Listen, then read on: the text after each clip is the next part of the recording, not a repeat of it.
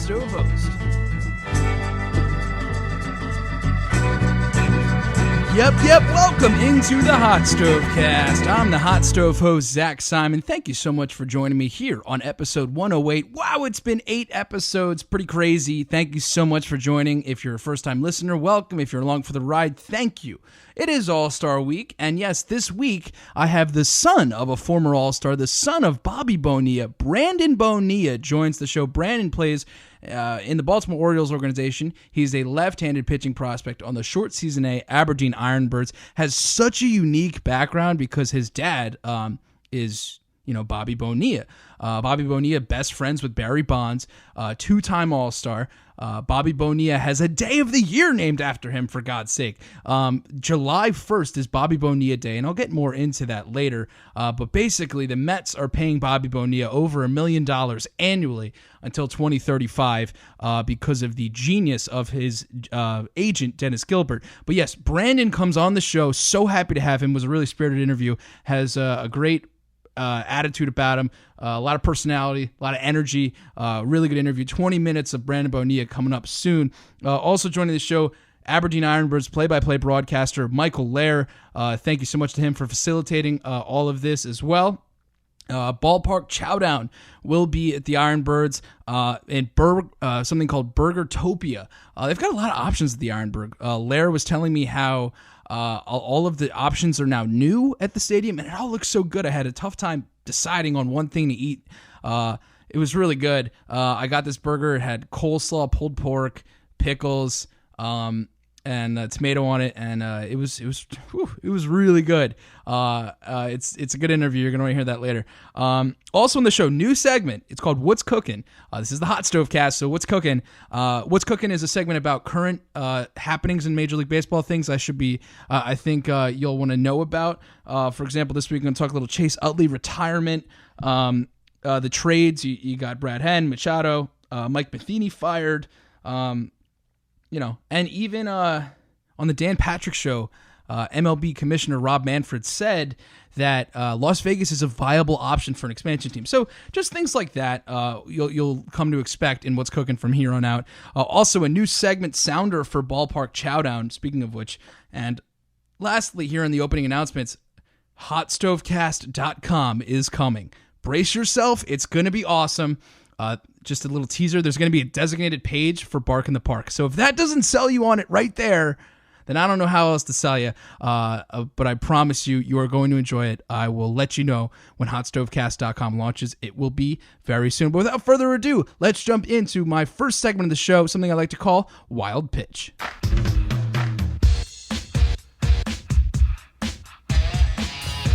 Just a bit outside.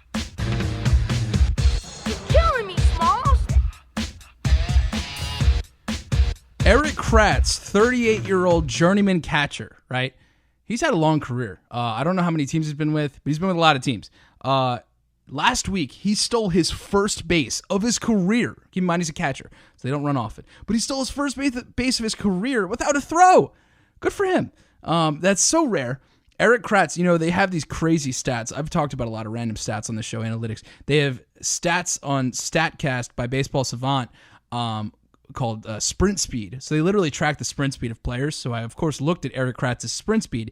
He ranks 444th out of 486 qualifiers in Major League Baseball. He runs 24.8 feet per second, which I don't know. That sounds decent. He's a professional athlete after all, but obviously it's pretty slow by Major League Baseball standards. Byron Buxton is first out of everyone. Twins outfielder runs at 30.6 feet per second. Those stats, of course, courtesy of Baseball Savant and StatCast. He runs 10 yards a second. Can you even imagine? When you watch him run, and that's average, by the way, maybe at his peak speed, he's probably running even faster. When you watch Byron Buxton run, it looks like he's tearing a hole into another dimension. It's really crazy to witness. You have to see it. When you see him run out a triple, I don't know, you feel like you're going to see a hole tear into the field. But moving on here, there's sound by KNBR, San Francisco Giants sports talk radio, that I really want you to hear. They created this mashup of who I believe is the best manager in baseball, Bruce Bochy, they just call it Bochy Noises, and it's hilarious. And enjoy. You know, I'll. He just that's and for me, he's our he's gonna I was Definitely to your point, sure. It's in it's not, but that's baseball. That sound courtesy of KNBR in San Francisco. Moving on here in Wild Pitch. Yeah, last week was the All-Star game, so there's a lot of sights, sounds, etc., and I decided to pick out a little bit of the festivities for you. This great website, Cut4 by MLB.com, went and asked a few players, are there aliens?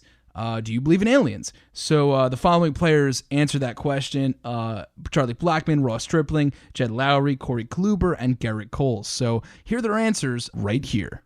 Yes. What do they look like? They probably have smushed faces. I bet they're really smart. I bet they don't have thumbs. Depends on what you call an alien, I think there's maybe like some fish on some other planet. Does that count as an alien? I don't know if there's like other human-looking things like from the movie Signs and stuff like that. I'm not sure, but I certainly believe that there's some version of life on other planets. I mean, I think the universe is too big of a place for, some sort of life form not to exist. That's probably the toughest one you've asked. I don't know. I could see an argument both ways. I will say no. Something's got to be alive out there somewhere. That's where I'm at. Okay. But I'm not an astrologer. I mean, I'm not an astronomer or anything like that. So that's as far as I can give you. But All-Star. That's star. That's your job. And I do play for the Astros, which is short for astronauts. So I guess, and we're very close to NASA. Let me do some more research for you. I'll go down to the NASA and I'll see what they got to say about it. From aliens in a galaxy far, far away to aliens on planet Earth, yes, Justin Verlander is an absolute freak of nature, pitching for the Houston Astros, having a revival of his career on the fast track to the Hall of Fame. Verlander did something otherworldly the other night at the game. He got it all on video on his Instagram account. Justin Verlander told Aaron Judge, "Aaron, I got a feeling you're going to homer tonight." And, well, the rest is history. You'll see what happens right here. All right, I'm calling a homer. Homer. Hey, I'm good at it, too. I got a feeling. I didn't just say it because it's you. Okay, go deep. I called it. What'd you say? I told him he's going to hit a homer. Why'd you tell me I was going to hit one? Because I didn't feel it for you. Tell me haters coming? Oh! I called it! Let's go! Let's go! Hey. I'm calling it, dog. It's documented. I got it. You got it. It's got to be one of the best calls of all time. Has to be. Greatest call of all time? Maybe. I think Babe Ruth would have something to say about that. But moving on here in Wild Pitch, I have breaking news from the Colorado Springs Sky Sox. Yes, the Sky Sox are changing their name. One of the best traditions in minor league baseball, the hoopla surrounding the name change of any minor league team, really. And there's some fantastic options here for the Colorado Springs Sky Sox, excuse me. Sox? Sky Sox. Sky Sox. I keep saying Sox. All right, anyway, what am I, from Boston? Anyway, moving on. We've got the Colorado Springs Happy Campers. The caption is that the Happy Campers celebrate Colorado Springs' positive attitude and our love of nature, camping, and all things outdoor. Well, isn't that swell? The next one is the Colorado Springs Lamb Chops. Not bad. The largest and highest quality lamb in the world. The Lamb Chops is a nod to the world famous Colorado lamb. We've got the chops. And by the way, this is from the Sky Sox. Excuse me. Colorado Springs Punchy Pikas. Small but fierce critter that calls Pikes Peak home, known for its iconic forceful bark. This might be my favorite. The Colorado Springs Throttle Jockeys. Aim high! The Throttle Jockeys is a tribute to our brave pilots who train and call Colorado Springs home. I was just at the IronBirds this week, so I don't know, maybe we'll keep the pilot theme going. Last but not least, the Rocky Mountain Oysters. It's a classic minor league baseball name in the making. This original cowboy fair has been made famous at Colorado fairs, festivals, and baseball games. I don't think the Oysters or the Happy Campers win, but I don't know. I'm usually not right about this stuff. Lamb Chops is awesome. Throttle Jockeys is fun. But I'll tell you what. If the Rumble Ponies can win, I think the Punchy Pikas is going to win because it's got good mascot potential. It's a critter that's got a bark. That's good. Or the Lamb Chops, because I would root for a lamb. But then there's the dilemma. Do you serve lamb at the stadium that, if the lamb's famous in the area, you would have to sell it probably. They didn't sell crabs at the Blue Claws, by the way, just a heads up. Not to my knowledge. I was there 3 days. I did not see it. But anyway, you probably serve lamb there if it's so famous. But are people really going to be inspired rooting for a lamb? Or would it be just like this chop, like this drumstick-looking chop thing walking around in a suit? Because that could be fun. But if you have a guy, how are you going to dress up a vertical human as a lamb? I don't know. These are the hard-hitting questions that get tossed around here on the Hot Stove Cast. But that'll wrap things up for this edition of Wild Pitch. Really appreciate you listening. Moving on here, I had the privilege of going on the air with the IronBirds WAMD radio AM in Aberdeen, Maryland, where Michael Lehr had me on to talk about all things HotStoveCast. So I've provided a little smidgen of it right here. If you've never listened to the show, this is a good time to get an idea of what the show's all about. The conversation you and Brandon had today was exciting to say the least, and I learned a lot about him. 1-0, swung out and missed. Thank you. Yeah, I'm glad you said that because that's what my interviews are all about. You're going to leave having listened to my interviews, having learned something more about the player, and that's what I'm trying to get fans closer to the game with the Hot Stove Cast. But yeah, so the show, I feature player interviews, but it's not just that. Like I said, I went to all those places, but I also have things, lighter stuff like a segment I like to call Wild Pitch. It's about the funnier side of the game. I talk about Jerry Remy eating grasshoppers in Seattle. That did not go well for him. A hot dog launched into a Phillies fan's face. They go to the hospital for the black eye. She's okay. The infamous... First pitch to Jacob Reinsmith is a little low for ball one. Again, the segment's called Wild Pitches at the start of the show. The infamous audio of the man whose wife's boyfriend sent him to the College World Series by selling his prosthetic leg. Stuff like that. Oh, that was a great soundbite. I remember that. Another thank you to WAMD 970 AM Aberdeen and Michael Lehr for not only facilitating me at Ripken Stadium, but also for having me on their broadcast. But now it's time for the moment you've been waiting for. Yes, Brandon Bonilla, son of Bobby Bonilla, joins the show. Brandon is a left-handed pitching prospect for the Aberdeen IronBirds. But quick backstory. Bobby Bonilla, two-time All-Star, best friend Barry Bonds, this is the dad of Brandon, had a very good career, a great career. He was a two-time All-Star, like I said, really great player. But here's what's interesting about Bobby. He, on July 1st every year, gets paid $1.19 million from the New York Mets since 2011, despite retiring in 2001. Why? Because after the 1999 season when Bonilla played for the Mets no longer wanted him. So Bobby Bonilla's agent, Dennis Gilbert, negotiated this sort of buyout clause, if you will, to attach an 8% annual interest rate to that $5.9 million that the Mets owed Bonilla in the 2000 season. Okay, so 8%. Okay, if you get 8% ever, take it and run. So that didn't start until 2011. So you imagine that 8% accruing on that $5.9 million starting in 2000. Oh my goodness. So that's like $29 million basically. Now Bobby Bonilla gets paid from 2011 until 2035 from the Mets. $29.8 million exactly. The Mets did this because Bernie Madoff had made a bunch of promises. They thought they could do this. Unfortunately, the Mets were burned, and many others were burned by Madoff. But Bobby Bonilla benefited greatly, obviously. And I asked Brandon Bonilla about this, among many other things. Brandon is such an interesting character. He's in short season A-ball, but he has all this baseball experience, high energy, really great attitude, and it was a lot of fun speaking with him on the HotStoveCast right here. Joining the HotStoveCast is a 2016 13th round pick out of Hawaii Pacific. He's with the short season A IronBirds, the Orioles advanced A affiliate. He's a left-handed relief prospect. Brandon Bonilla is kind enough to join the show and give me a few minutes of his time. Brandon, thank you so much for your time. How you doing? I'm doing great. Thank you for allowing me to be on the show, and I'm very excited to get this interview done today. So happy to have you on. Like the enthusiasm. Let's get right into it. So from my understanding, you have a power fastball. I understand you're working on a curveball. What else are you working on? I also have a throw changeup that I'm pretty confident in, and I feel very comfortable with it, and I've had success with it in the past. So your walks this year are down drastically from 7.23 per 9 to 2.16 per 9.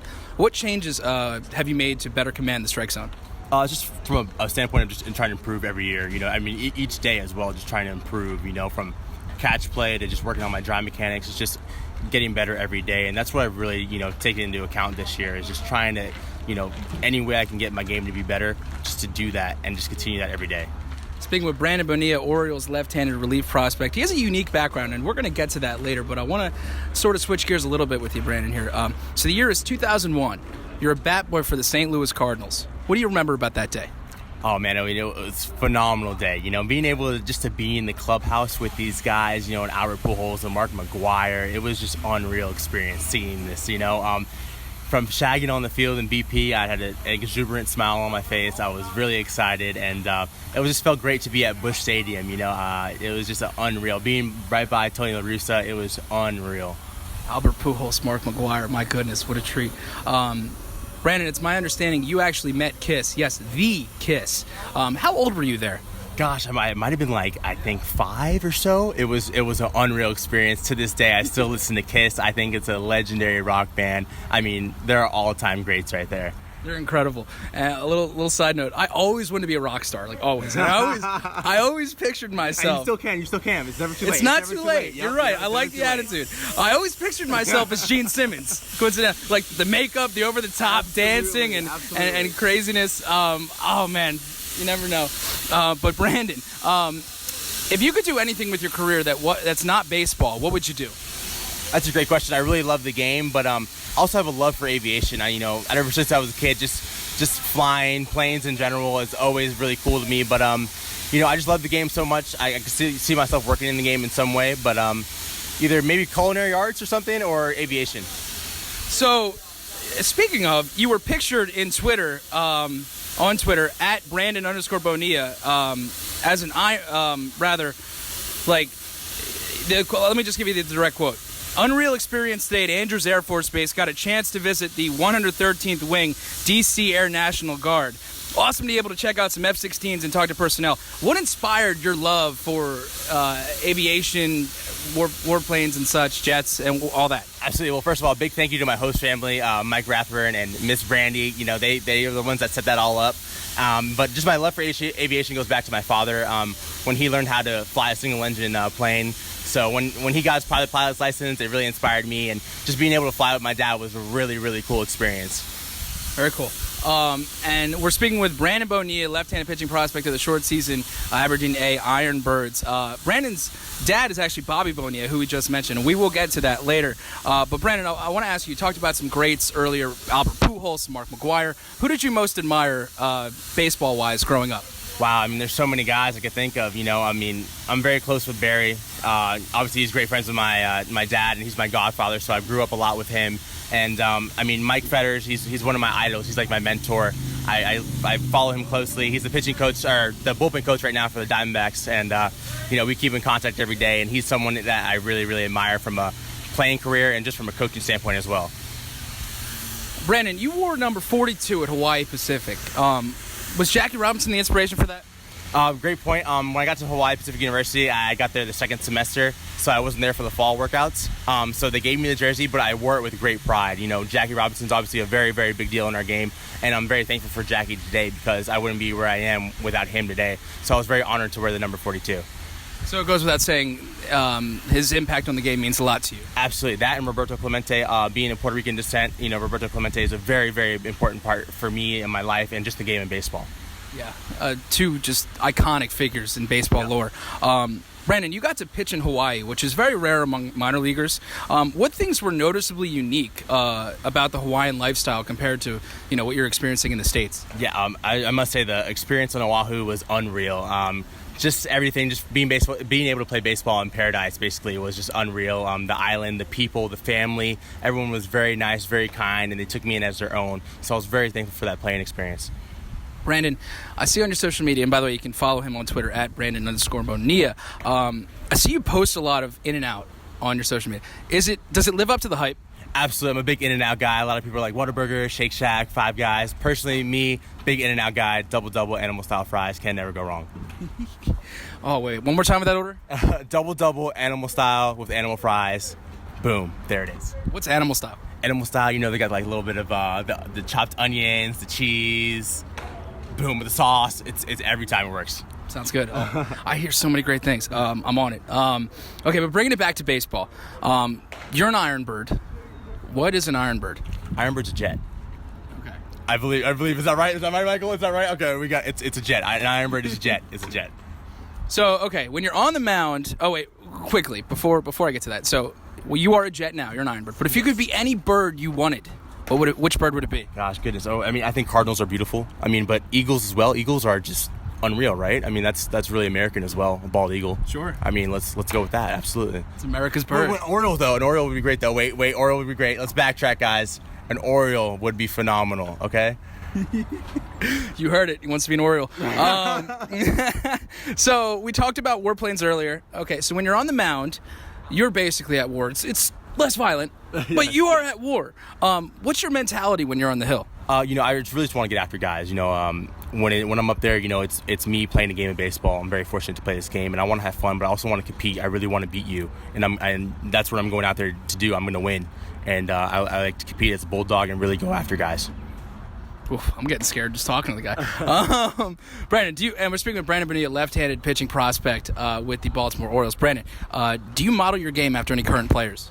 Oh, any current players? Wow, there's so many great relievers out there that I enjoy watching. Obviously Chapman's got a high-octane fastball, but even Adam Ottavino out in Colorado is a good guy to watch. Kenley Jansen, you got Britton. There's so many great relievers out there that I really enjoy watching. Chris Savinsky with the monster changeup, but it's tough. If anything, I like to go back to the past to Mike Fetters. He's a guy I really, really liked to watch back in the day, and that's what I model my game after today.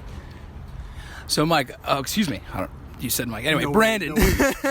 Brandon, there's a picture of you with Ken Griffey Jr. on social media. There's a hashtag on it, Swingman. You've got this super bright, exuberant smile. What'd you guys talk about? Take me into that moment. Oh, man. I've gotten the chance to meet Ken Griffey a couple times. He's awesome. Obviously a Hall of Famer, so it's a great athlete. So it was really cool just to hang out with him. But I think I met him in 2015 at the All-Star game that year in Cincinnati. So it was a really cool experience. We met out and got to talk to him a little bit. It was just great. It's just cool to be around, baseball players like that. It's awesome. Yeah. He was, man, I think he was the greatest player that never was. What a sweet swing that was. What a sweet swing. You said it. Took the words right out of my mouth. Unbelievable. Man, if you give that guy all those seasons, oof. He was my favorite player growing up. It wasn't even close. Yeah, I feel he's still making plays. Talking with Brandon Bonilla, left-handed pitching prospect with the Aberdeen IronBirds. Brandon, give me 3 baseball goals of yours. 3 baseball goals. Wow, that's a great question. He's putting me on the spot here a little bit, but let me think. Obviously, everyone wants to just have a great season. A lot of times people talk about, command, this and that. But for me personally, I would like to just, as I've been doing, keep the walks down, which is great. I would like to, advance, whether, it'd be low A or high A. I would like to, advance a level. I think that'd be big as well. But just going out and having fun. I got this is a game still. A lot of guys we get away from that because it's our job as well. But I just come into the ballpark and realize that this is a game. Great answers. Sometimes, like you pretty much hinted at, you just got to take a moment and enjoy the view. Absolutely. You mentioned this earlier. Barry Bonds and your dad are friends. You are Barry Bonds' godson. He's your godfather. Okay. So let. Process that for a second. This is Barry Bonds we're talking about, one of the greatest, if not the greatest hitter of all time. I hear you guys talk about hitting often, actually, or read rather.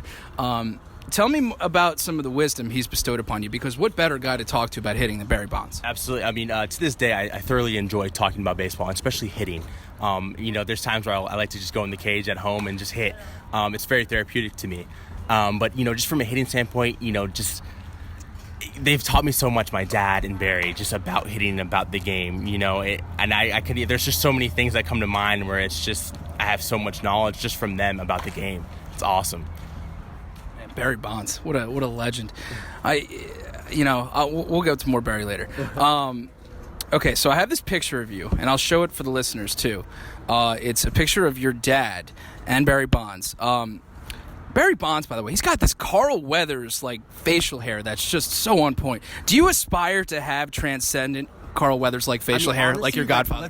I wish the viewers could see this photo. They will. Perfect, because guys, let's be honest, this is unreal. This facial hair is unreal. It's on. The stash, it's on point. I love that. It's vintage. I love that. Yeah. I might need to break that out. I'm kind of slowly trying to get the stash to that level. It's going to take me some time, guys, but I'm going to get to that level. He's got some minor league whiskers going. It could happen. So Barry Bonds, obviously. I have to ask, why did he retire? In his last season, he posted a career-best 480 on base. I understand. I did read that he wasn't going to get another offer from the Giants, but why didn't he decide to play elsewhere? Yeah, absolutely.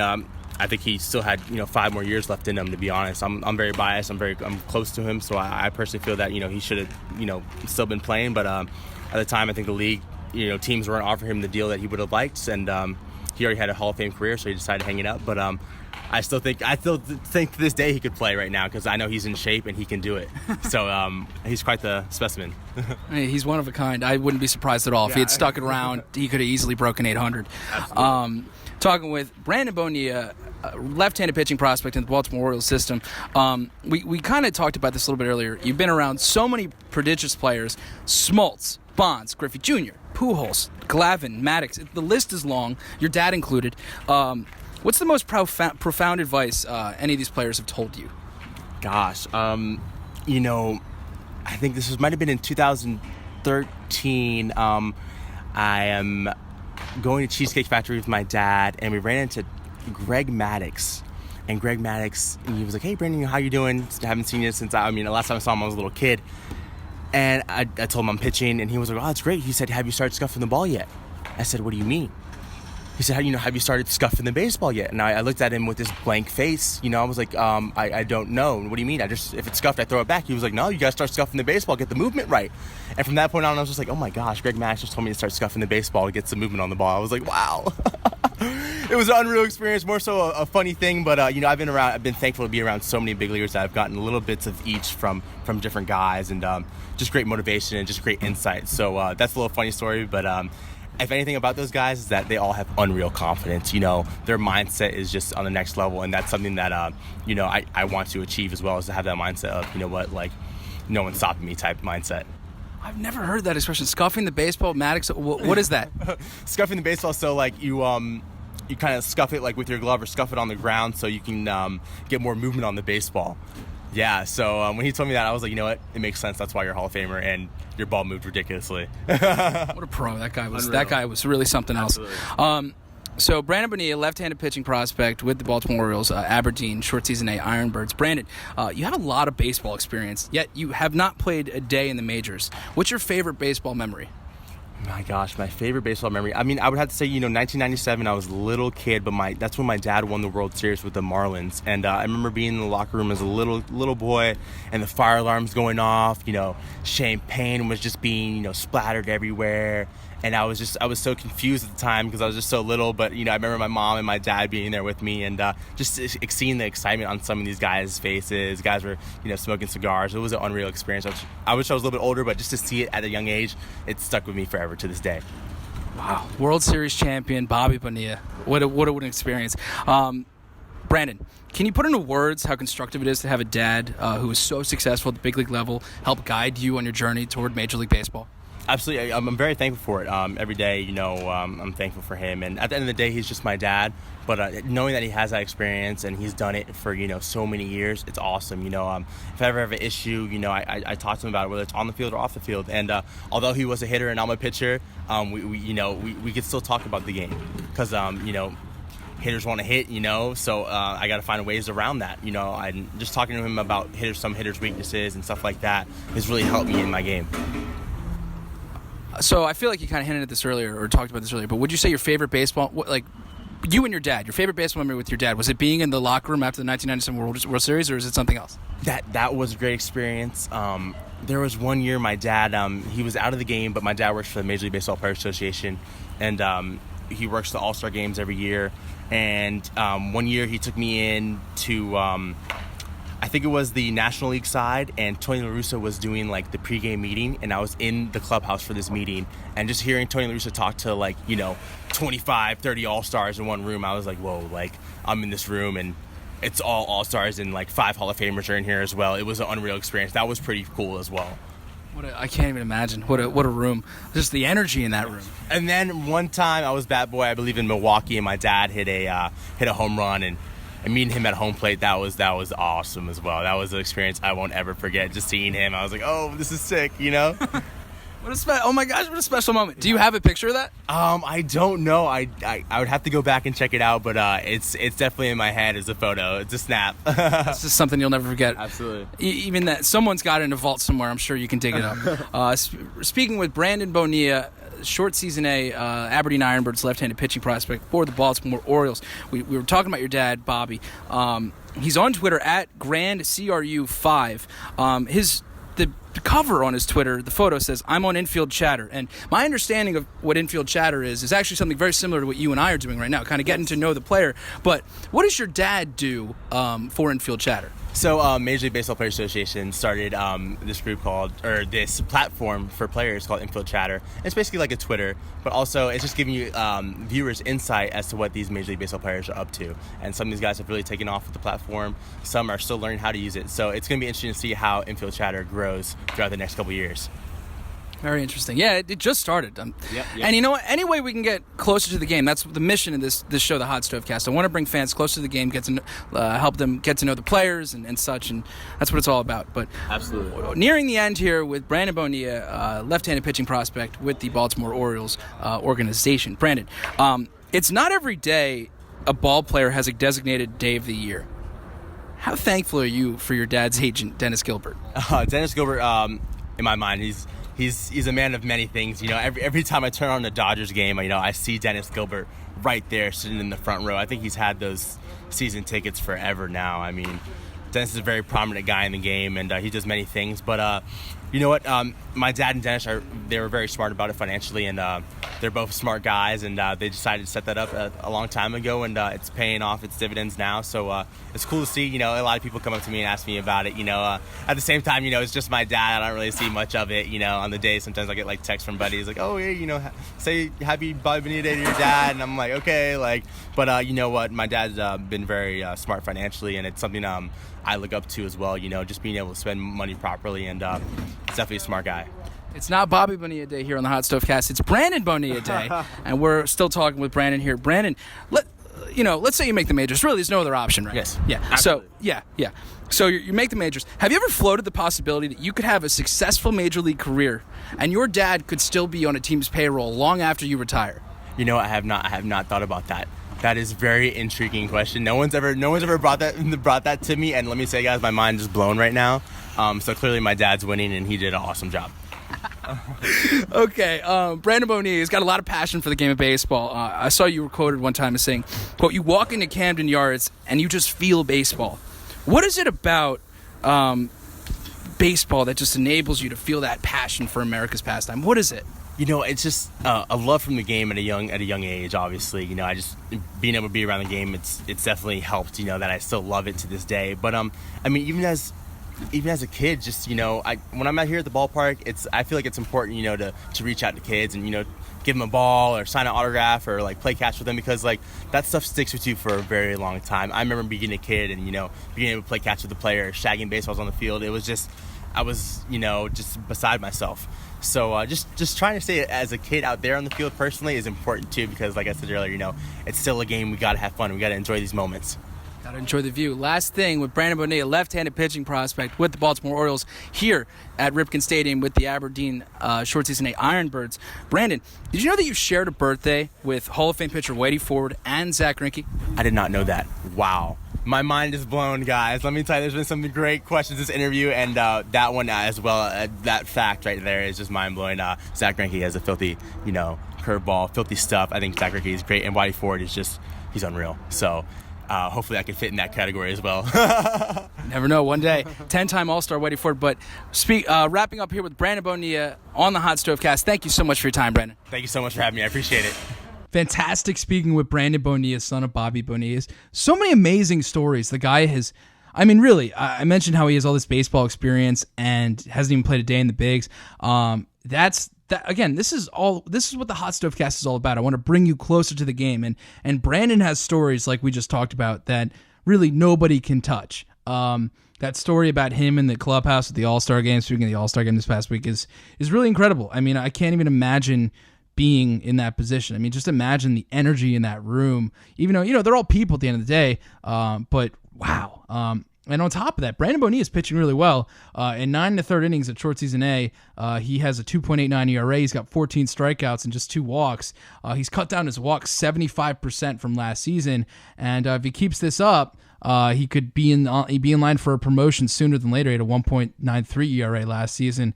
But yeah, he's pitching much better this year. And he's got a sense of confidence about him that could propel him forward. I think he cited that with Maddox that really stood out to him among the other guys as well. But yeah, thank you again to Brandon and again Michael Lehr for facilitating that.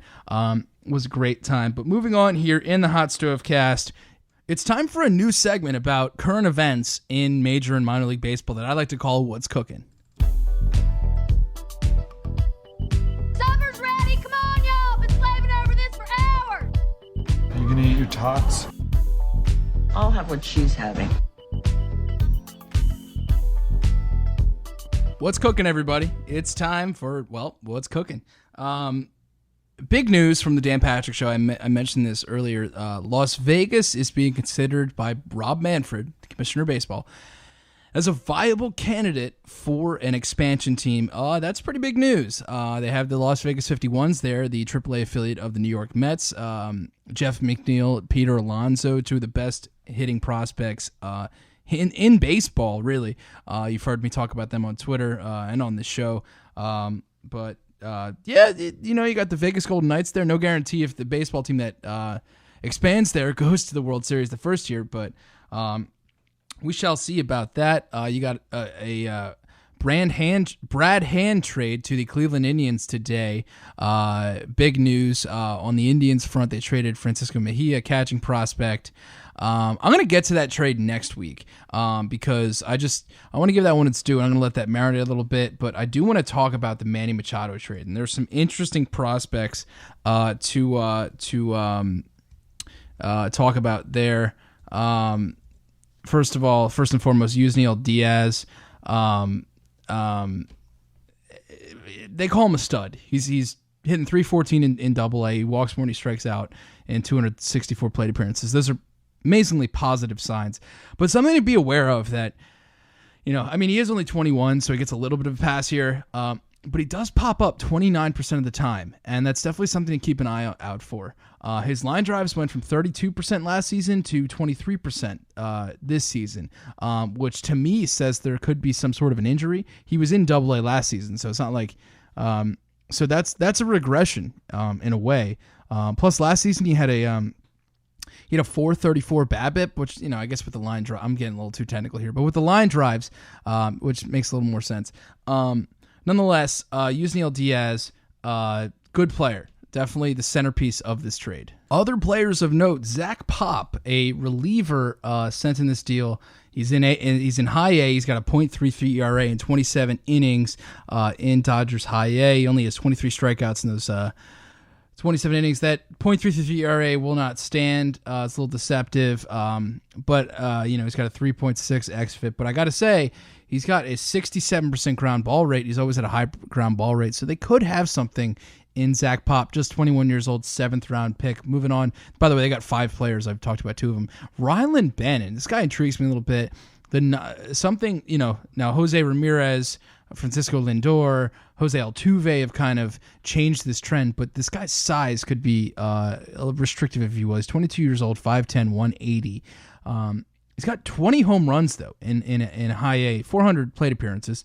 But those are numbers, okay? That's nothing to scoff at. He's still got a little bit of youth to him. He just turned 22. He's a young 22, 3 months ago. So definitely something to keep an eye on there. I don't know how good he could be, but he plays second base, and at second base, if you've got that kind of those numbers, that could work out. That could definitely work out. Rylan Bannon, the third player in the deal. Before I get to Dean Kremer, Bravich Valera, 5'11", 160, 26 years old, second base, third base, AAA-er, plays in the majors, has an extraordinarily low swing strike rate. It's like sub 3, which is crazy. Well, in AA, this year it's 3. He's kind of like the middle class's Williams Astudillo. He doesn't strike out a lot, doesn't walk a lot. Specifically, he has a 9.4 walk rate and 9.0 strikeout rate in AAA this year. He hits 284. Yeah, I don't know. I feel like this guy's kind of just throwing. Has a career, 14, 17, 20 home runs since rookie ball in 2010. So, and that's in oh gosh, it's got to be 600 at bats. Maybe more, probably more. It looks like a lot more. It looks like 750. But he's made it to majors. We'll see about him. He's a switch hitter. So, there are some late bloomers. Like it used to be 27 was the peak. Now the peak is kind of like that 28, 29 to 32 range. So, you never know with these guys. And lastly, interesting player, first ever Israeli signed to the majors or the minors, Dean Kremer. I hope I'm pronouncing that right. But Dean Kremer, 6'3", 180, right-handed hurler. Interesting numbers. I think he could potentially be somebody. He's got a swinging strike rate of over 15, which is fantastic. I've talked about it on the previous shows. If you're over like 12, it's pretty damn good. In 79 innings, he's a starter, by the way. 79 innings starting at high A this year at 22. He's got a 3.3 ERA. By the way, it's 22.5. And he struck out 13 batters per 9, which is pretty damn good. He could be something. I wouldn't be surprised if he pans out to be I don't want to get too ahead of myself because it's tough to project guys at a high A, but the numbers are very good for him. I could see him as definitely a 3 starter. He could potentially be better. He could potentially be a 2. If he really steps it up, and I mean really steps it up, he could be an ace. But that's, it's early. It's very early for this guy. By the way, another great number of, no, not going there. But yeah, so those are the players traded in the Machado trade. I talked about on the show how I thought the Phillies had a really good chance to get him. I actually heard a report from a source in Philly that I'm paraphrasing, but I heard that the relations between the Baltimore Orioles guys that are now in Philly and Machado, and I'm paraphrasing, but I'm pretty sure this is pretty damn close to the quote. They were like, Machado referred to it as, they weren't necessarily bad relations, which is like an enormous red flag for me. I mean, that tells me, wow, we really, that basically shows almost no desire to come to Philadelphia. So, I don't know. I've heard that he wants to go to the Yankees. The Dodgers apparently are not too concerned about what happens next year. I mean, they've got Justin Turner. They've got Corey Seager to man that side of the infield. They have a glut of guys, Max Muncy, Chris Taylor with eligibility, Peterson, Bellinger. They've got guys, but it makes sense because Seager's out this season to put him at shortstop. And he wants to play shortstop. So everybody's happy. And the Dodgers all of a sudden are a very real contender. The pitching has to be more consistent, both actual pitching and staying healthy. They've got so many guys. I don't know. We shall see with the Dodgers. I'm sure they will be a topic of conversation going forward. But moving on here in what is this segment called? What's Cookin? The debut of What's Cookin? Mike Matheny was fired. Dexter Fowler promptly homered the next day. I didn't want to talk about it on the previous episode because it was such a negative story, but when I first read it, I immediately thought he needed to be removed. I didn't think there was any question about it. Now people say, oh, it's old school. No, I don't think there's any school for that period. The guy, two things happened. Basically, long story short, Bud Norris became a bullpen narc and basically called out guys for being late to meetings or slacking off even slightly. And, that's just, who the heck wants to, I don't even know where to start with that, except for the fact that that's lame. That's just enormously lame. And Bud Norris is pitching exceptionally well this year, which, when you're doing that, you can get away with that. But I'll tell you what, the moment Bud Norris starts pitching terribly, he's going to get hell from whoever he plays with. I can't imagine he plays with the Cardinals after the season. I don't know his contract situation, but I can't imagine he's there. I believe Mike Schilt is now the interim manager for the St. Louis Cardinals. And the other storyline was that Mike Matheny and Dexter Fowler apparently since the start of spring training only spoke twice. Okay, twice. For reasons I struggle to understand reading the pieces that I've read. Apparently there was an effort thing with Fowler that Matheny may or may not have liked. Bud Norris called him out a bunch. It was an ugly story. And I'll tell you what, that the moment you create that environment, that being Matheny, for not even Norris, but the fact that he won't talk to a guy like Fowler. Imagine being in Fowler's shoes. That basically puts him in a position of, all right, well, I'm not going to talk to the manager. And if you're another player in that clubhouse and you go talk to Fowler, you've got a manager seeing that and immediately being out of favor with you. That's inexcusable for a manager to, I don't want to say pick favorites, but to alienate any athlete because it creates such a toxic culture and environment. And I'm so glad he's gone because that's just not fair. It's not fair to anybody. So glad to see him go. Mike Matheny removed as manager. Ending this segment on a more positive note, Chase Utley retiring.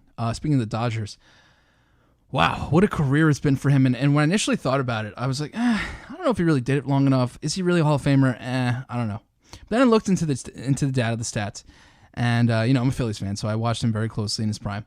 He's a damn great hitter. If he had 2 more years in his prime, I'd say he's a shoo-in for the Hall of Fame. But here's the deal. I looked at his numbers, and I compared him to all the second basemen in the Hall of Fame, and he's basically right in the middle of the pack as far as numbers go in like all the categories. And he played a good second base. It wasn't exceptional, but he played a good one. And he made an incredible play to help the Phillies win the World Series where he faked out going to second on a ground ball, and he threw the ball home and saved a run. It was sensational. Utley, so I think he's a Hall of Famer. I feel like the national perception of Philadelphia doesn't help. I think there's a bias there. By the way, speaking of the fact that the ESPYs aired last night and the play of the year wasn't the Philly special, is ludicrous. It's positively inexplicable.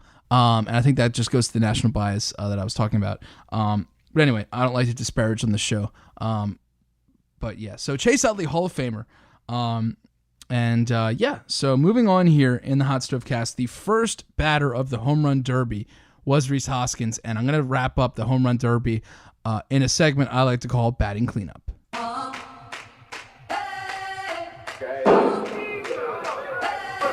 Christ, Serrano, have to wake up back. All right, so the Home Run Derby, Rhys Hoskins led it off, and by the way, Rhys Hoskins' dog, Rookie, was watching with Scott Kingery, other Philly, and at Scotty Jetpacks on Twitter says at Scotty 2 T's Jet P4X Jetpacks.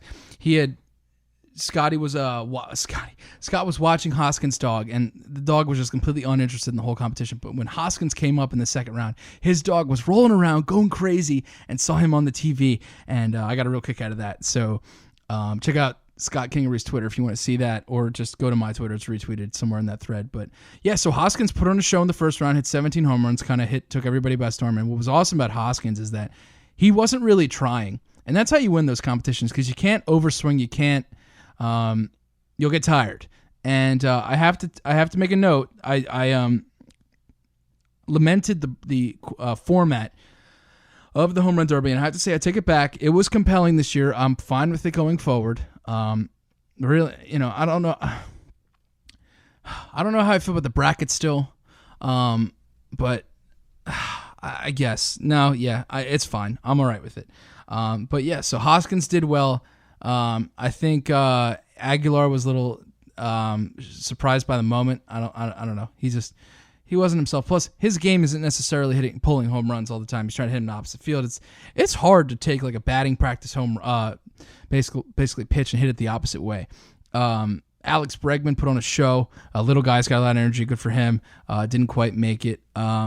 Freddie Freeman, he told a story on a forum. I don't recall which site. That he hasn't hit a batting practice home run in years. I mean, like 5 years or something like that, or since like 2010. Seriously, because he's just not trying. So, and even his swing is like kind of choppy line drive. It actually kind of reminds me a little bit of Chase Utley, a little bit, because it's short, it's compact, it's kind of bam bam kind of action. Freeman's is more loopy. I think Utley's more through. But anyway, so Freeman didn't perform that well. Kyle Schwarber, wow. He's done amazing things. I said on Twitter he's a proud member of the slash and mash movement. He's absolutely killing it. I think he has 21 home run. I don't know. He's got a lot of home runs this year. I'll Google that for you. But he put on a show, and he hit him far. And he's just 25 years old. Imagine how good he's going to be in 2 years. He's got 18 home runs this year. But yeah, so good for him. He eked out Hoskins. Another Cub, Javier Baez. I don't know. That competition's not made for him. He just swings too hard. If you want to hit balls the farthest, he has a very good chance to win that. They should have a category actually in the future who can hit the ball the farthest. I think I'm onto something. I don't know why they don't do that, really, period. But yeah, they should have a subcategory of the home run derby where people just hit the ball the farthest. I'll pitch that to the powers that be at baseball and see what comes of it. But yeah, Bryce Harper won, hometown guy. It was meant to be. Good for him. He's kind of tailor-made for that. He's got experience. And it was kind of I don't know if you noticed when his dad started pitching, he had this weird arm slot. Like the ball looked like it was barely clearing the thing where I don't know how to explain it, the batting blocker thing. And then eventually his arm rose up and Harper started to do it. But his dad brushed him back. He threw a pitch behind him. It's hilarious. Yeah. So the home run derby was cool. It was definitely one of the better ones in recent memory. All around the All-Star game was fantastic. I still think the Futures game was the best of the weekend. Unfortunately, I was working at Aberdeen that day, so I missed it, and I didn't DVR it. I can't find it. If I do find it, I'll give you analysis of it. The Futures game is amazing. It's a can't-miss event all the time. Brendan Rodgers, by the way. There's so much to talk about. Yeah, so I missed it, unfortunately. But so that was the Home Run Derby. And bring it back to Aberdeen. Like I said, I was working at Aberdeen. I got the chance to sit in with Michael Lehr, and speak about the Aberdeen IronBirds and what's good at that stadium. It's only an hour. I'm located in Philadelphia. With all due respect to everybody listening, both locally and nationally, I'm only about 20 minutes outside of Philadelphia. Aberdeen is like an hour and a half down the street on 95. And even if you're in Maryland, in DC, go to Aberdeen. The experience is amazing, and ownership is so important. The stadium is owned by Cal Ripken Jr. He does a fantastic job. Press box is nice. They took care of us with a good press meal, it varies wherever you go. With all due respect, they take care of the fans there. They have this incredible crab promotion. All you can eat crabs. I talk about that with Mike, and it's a nice little cute, quaint ballpark that anyone can enjoy, and you can tell the fans that are really into it too. They got stuff for the kids. It's a good ballpark. It's definitely a good ballpark. I highly recommend you head on out to Ripken Stadium, and I talk more about the Aberdeen IronBirds and Ripken Stadium with Michael Lehr, broadcaster for the Aberdeen A short season IronBirds, on the Hot Stove Cast right here. Joining the Hot Stove Cast is the broadcaster for the short season A New York Penn League Aberdeen IronBirds, the Baltimore Orioles affiliate here in Aberdeen, Maryland. Michael Lehr joins the Hot Stove Cast. Michael, thanks so much for your time. How you doing? I'm very well. Happy to be here and happy to be on the show. Great to have you. Michael, let's dive right into it. Which players in the IronBirds should fans keep their eye on that could propel them to a New York Penn League postseason berth? Well, the first guy you're going to look at is Adam Hall, the second-round pick from last year, who's the key shortstop for the IronBirds and a key to this Orioles organization, really, obviously, an early selection. I think he's a guy that, while it's going to take time to develop, is going to develop into a great Oriole. And as far as this year, a guy like Robbie Thorburn, the outfielder who was a later selection last year, a 31st-round pick out of UNC Wilmington, but recently, it seems like he can't not get on base. Every time he puts the ball in play, he seems to beat out a throw or just put it in the right spot and get a base hit. He's hitting the lights out. And then for RBIs, look at a guy like Alexis Torres. The middle infield is fantastic for this IronBird squad, and Adam Hall and Alexis Torres. Alexis Torres had 4 RBIs last night. He's got 4 multi-RBI nights on the season already, and by the time this airs, he could have a couple more, hopefully. So a third asset, I think, is the IronBirds pitching roster right now. And Gray Fenter, who's down here from Delmarva, has been great as a starter. And then you've got a young guy on the opposite end like Matt Hammonds, the starter from Sonoma State, played Division II baseball last year and has come in here, and he's got 3 incredible pitches. So I think between the starting pitching rotation, if they can continue to be really as good as they have been, the losses the IronBirds have this year have not really been due to starting pitcher issues, and then combined with those 3 guys and obviously a handful of other bats that are clicking at the right times, and defensively, I think the infield is the strength of the squad right now. Speaking with Aberdeen IronBirds play-by-play broadcaster Michael Lehr. Michael, if someone's never been to Ripken Stadium before, what would you tell them to get them to come out? You've got to see it. The complex across the street, first of all, is unbelievable. And when Cal Ripken Jr. created this place, literally created it, the goal was to make it a baseball paradise, and it absolutely is. Across the street, there are Little League fields that are modeled after big league parks, and it is unbelievable. And then you come out here, and those kids will come to almost every game. You have a Little League team that's at a camp or a tournament across the street, and they'll come here and get to see future Orioles. And the atmosphere around here is really developed by the Ripken way and the fact that baseball is about family, and it's about fun, and it's about developing not only as a person or as a player, but as a person as well. And I think you feel that atmosphere here. And also, it's a ton of fun. This place has changed so much over the last 17 years, and it's a blast. I've been around the New York Penn League, and there's a lot of fun ballparks, but if you're going to come to a minor league game and you want the full experience with the great food and the great drinks and the kids zone and all that stuff, it's a great environment to be around. And of course, you get to see some good baseball and see some hopefully future major leaguers.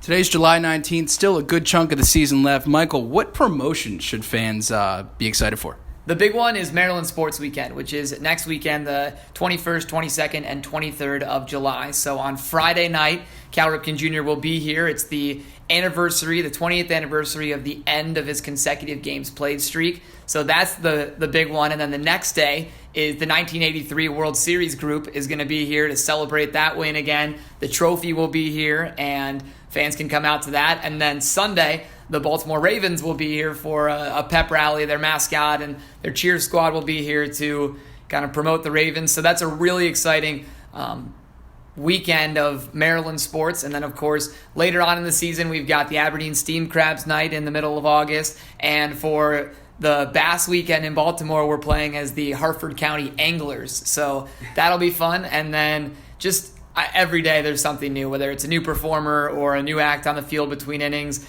And a lot of fun stuff going on here throughout the summer. How's the food at the stadium, Mike?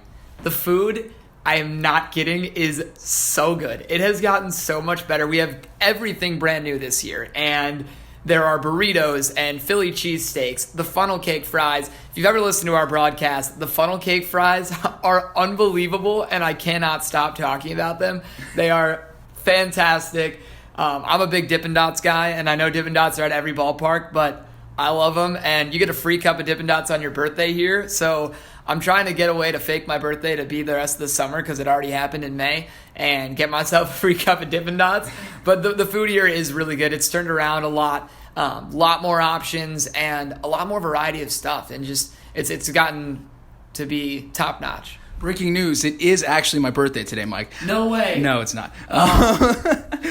Wrapping up here with Michael Lehr, play-by-play broadcaster for the Aberdeen IronBirds. Something else I wanted to bring your attention to as far as the food goes. They actually have this incredible special here, the Crab Feast. Bear with me, folks. You get 2 hours of all-you-can-eat crabs, hamburgers with fixings, hot dogs, pulled pork, smoked chicken, baked beans, mac and cheese, potato salad, watermelon, cookies, and soft drinks. You get a ticket, obviously, and an IronBirds crab mallet. Mike, I have to ask you as we're wrapping up, are the crabs in this area as good as advertised? Oh, you got to try them. If you're here for one night, you absolutely have to try them. And yes, they are as good as advertised. Conrad's Crabs is in the right field corner. They're right by the home clubhouse. You walk down there, it smells delicious. It smells like Old Bay, and they are definitely worth it. The Crab Feast looks like a blast every time as I'm sitting up here in the booth, and I'm jealous of the truly unlimited amount of crabs down there.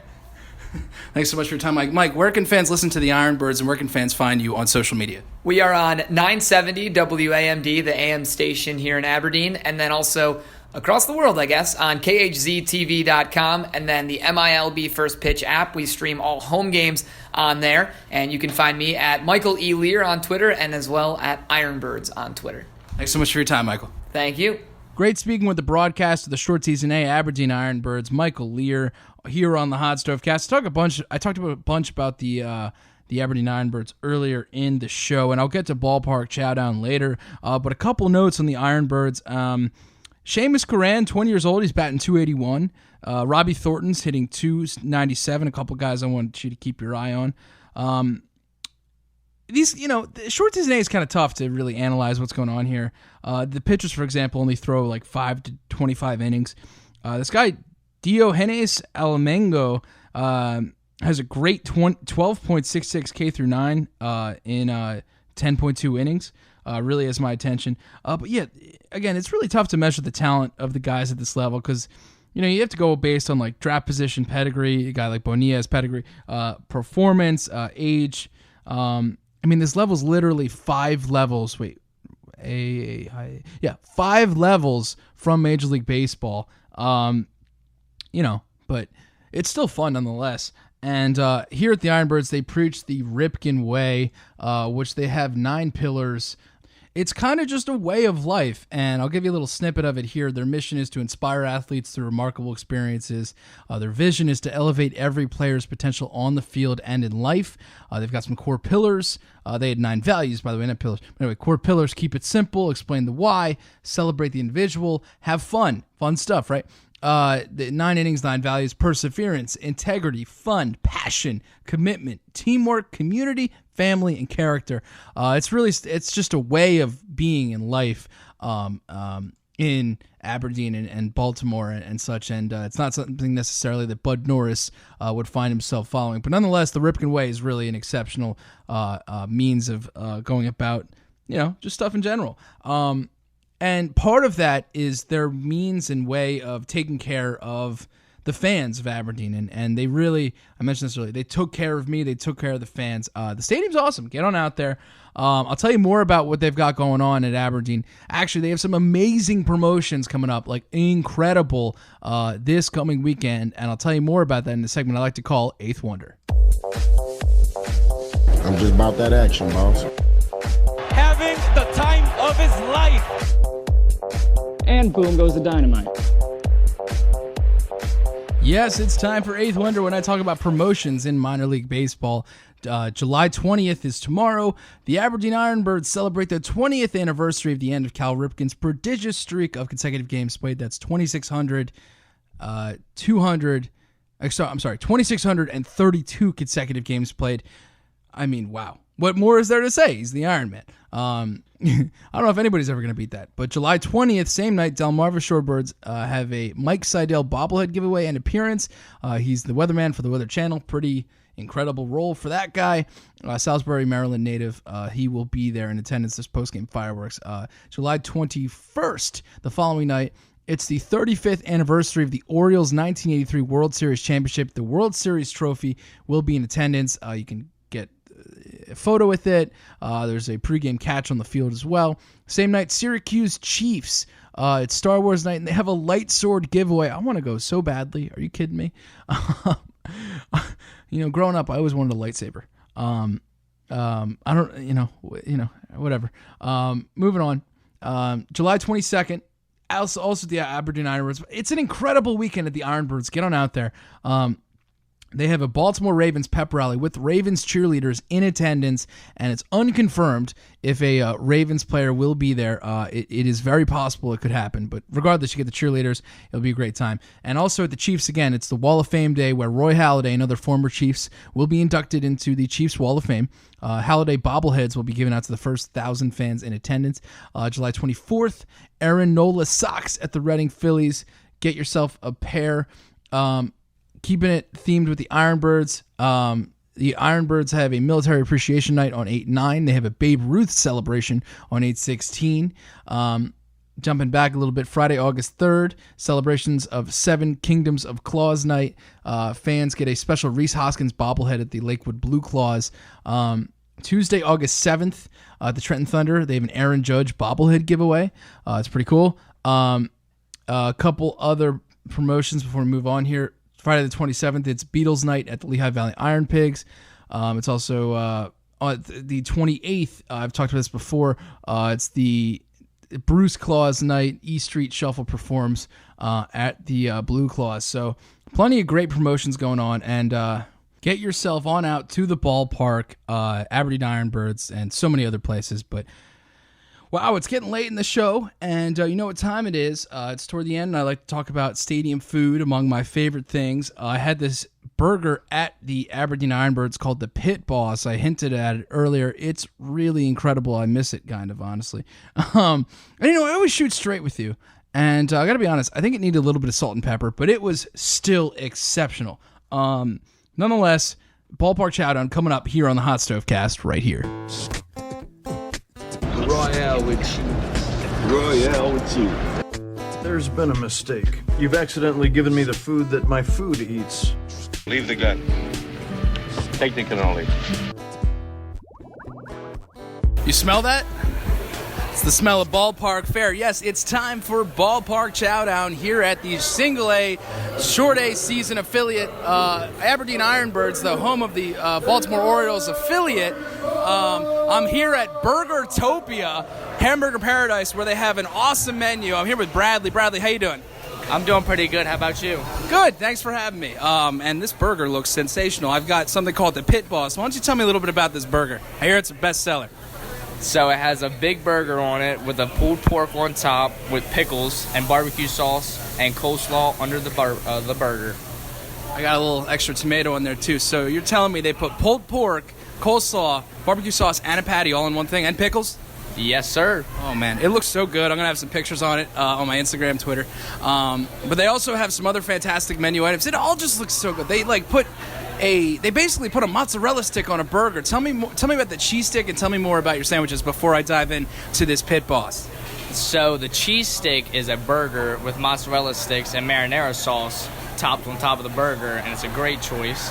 And then there's the couch potato with French onion dip on the burger and Ruffle Lay's chips on top, and the bun on top, so it's a crunch burger. It's really good. Yeah, you get that little crunch in there, I bet. All those are $8. They also have a crab cake sandwich here. You got broiled crab cake, lettuce, tomato, remoulade, however you pronounce that. But yeah, this is Aberdeen, Maryland. We're like a stone's throw. You can hit a home run out of the stadium, and it'll land in the Chesapeake Bay. The crabs are to die for. So here, I'm allergic. Don't talk to me about it. But anyway, let's talk about the Pit Boss. This thing, holy cow, this is large. I'm going to try my best to, oh my gosh, are you serious? What? Okay, here we go. One sec. How? It's so big. Without, making a mess of myself. All right, here we go.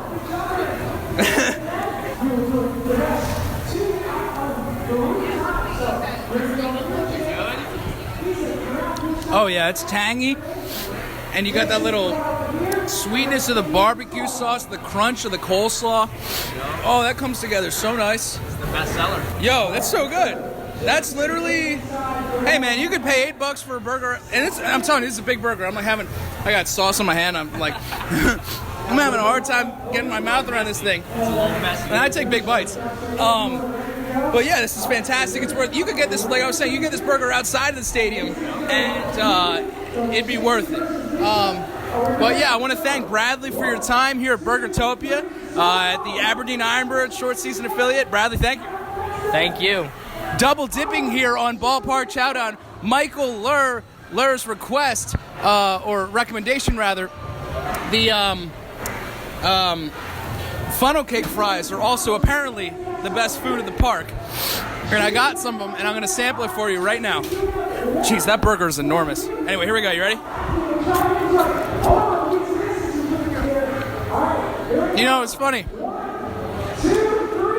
First of all, don't chew with your mouth open or talk with your mouth open. But anyway, it's funny. My grandpa was famous in my family for always making things sound good when he eats. And when I listen to these segments, it's funny to hear the crunch. But anyway, these funnel cake fries are so good because you get this little bit of crunch, you get this sweet from the sugar on top, and as you bite into it, not only you get that crunch, but then you get a slight hint of oil, but not like overpowering stuff. Michael's dead on. These things are incredible. I understand how he raves about them every single show, but broadcast rather. But yeah, come on out to Ripken Stadium, Latos Field, here in Aberdeen, Maryland. He said all the food's brand new. I struggled to choose things. I mean, people tell me the crab cakes are great here. They've got some good barbecue options. They've got a brisket sandwich. I had that last episode, so I can't have that again. But they also have, I have some pictures of these loaded nachos, and I have no idea what just happened, but something really great just happened.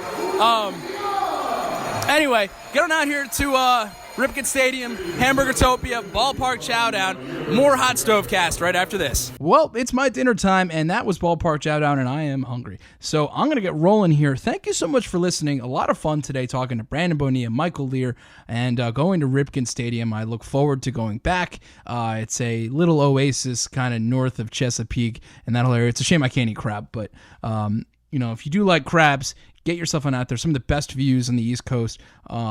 It's incredible. I really enjoyed myself. It's everything you could ask for in a stadium environment. I got to say the Ripkens do a fantastic job of putting on a show there for the fans. Nonetheless, please follow me on all social media at HotStoveCast, Instagram, Facebook, Twitter at HotStoveCast, and yes, HotStoveCast.com is on its way. It's coming soon. Brace yourself. It's going to be epic and awesome. Tune in next week, same time, Thursday at 6 o'clock. You can hear me on YouTube. Please subscribe to my YouTube page and iTunes. You can subscribe there too. Thank you so much for listening, and I look forward to talking to you again.